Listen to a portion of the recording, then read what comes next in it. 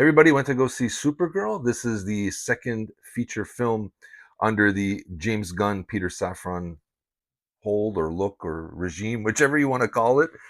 This is the follow up to the 2025 Superman film, which made some money, got a lot of good reviews, supposedly put the DCU back on track or in good favor. And like I said, the first film had to be good. The first couple of films have to be good. You have to develop momentum in order to bring the fan base back. And it seems that Supergirl has stumbled. I saw the box office intake today at 38 million. That's not a good number for this movie. But I'm going to tell you my thoughts on it. And here we go. We'll start off. So this is the story of Supergirl. This is basically a time she's celebrating. She has a birthday week. She's off world. She's partying and under a red sun where she doesn't have the power, so alcohol will affect her. She kind of reluctantly goes on this quest. I'm going to say reluctant because first she kind of says no to this young girl called Ruthie, whose parents get killed by the bad guy called Krem. Um, the only reason she joins in is because Krem shoots Crypto with a poison dart, and he's basically got 3 days to live. So she's on this quest to retrieve the poison from Krem. So of course, adventure and chaos ensue.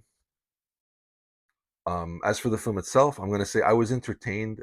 These bad reviews, it's nowhere near the levels of bad like Madam Web or Morbius or Craven, but it's nowhere near the greatness that it should be or had to be for this DCU to flourish. This was the follow up. You needed another good, at least a great film or a pretty good film, and this is an all right film. It's all right. You're entertained, but once you leave, I don't remember anything of this movie. I had to go look it up and go like, what is it about again? And that's not a good thing. If you it doesn't resonate after you leave, that's not a good movie, in my opinion. I'm gonna say Millie Alcock as Supergirl. She's fantastic. She nails it. I think she's great. It was nice to see David Cornswet as Superman. He's kind of Superman, the Boy Scout, looking out for his cousin. I liked it. I like their chemistry. They have really good chemistry. Jason Momoa as Lobo was fun. I was hoping a little bit more. They kind of played it really too safe and by the numbers for me. I was kind of hoping for kind of like Deadpool in space, and I didn't get that. I was kind of disappointed in that. What hurts this movie? Once Crypto gets hurt, to establish that relationship or make you care about this quest that she's on now,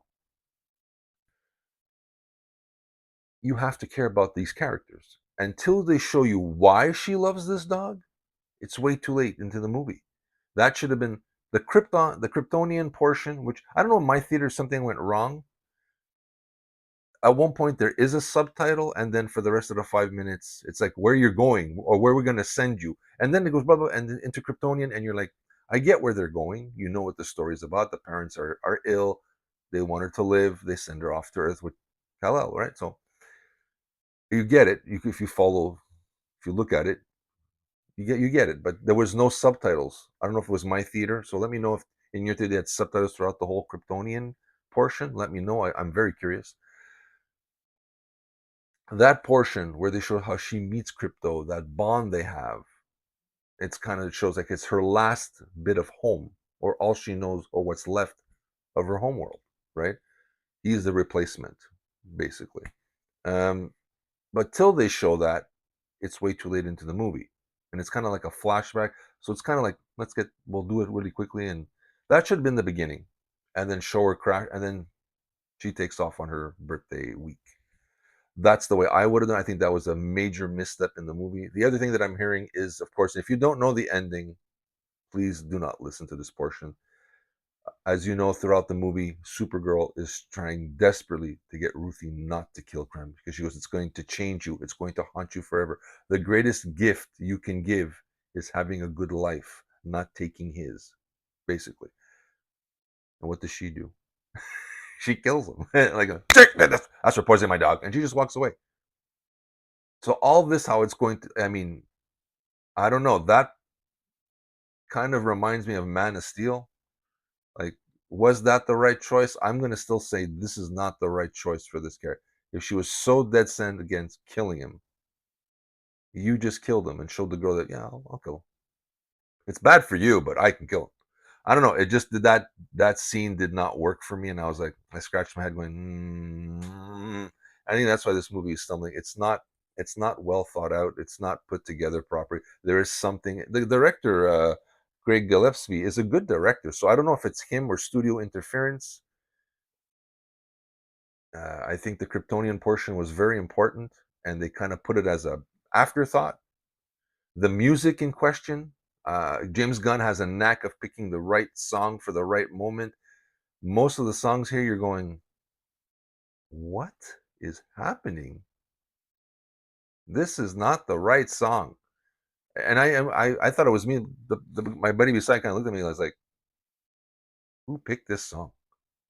Like, so it's not whoever picked the songs. I don't know. Like, you should have rethought this. So there's a lot of mistakes in this movie, but it's still entertaining. While you're there, you're having a good time. Like I said, it's nowhere near the disaster of Madam Web, but it's not the movie that DC should have released.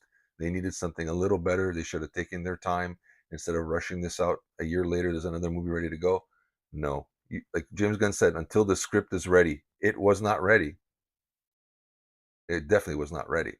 But that's my take. You let me know. Did you see the movie? Do you like the movie? Do you still have faith in Gunn? I think I'm hoping the next one with Superman and Luthor will kind of resurrect this DCU and hopefully we go back on track.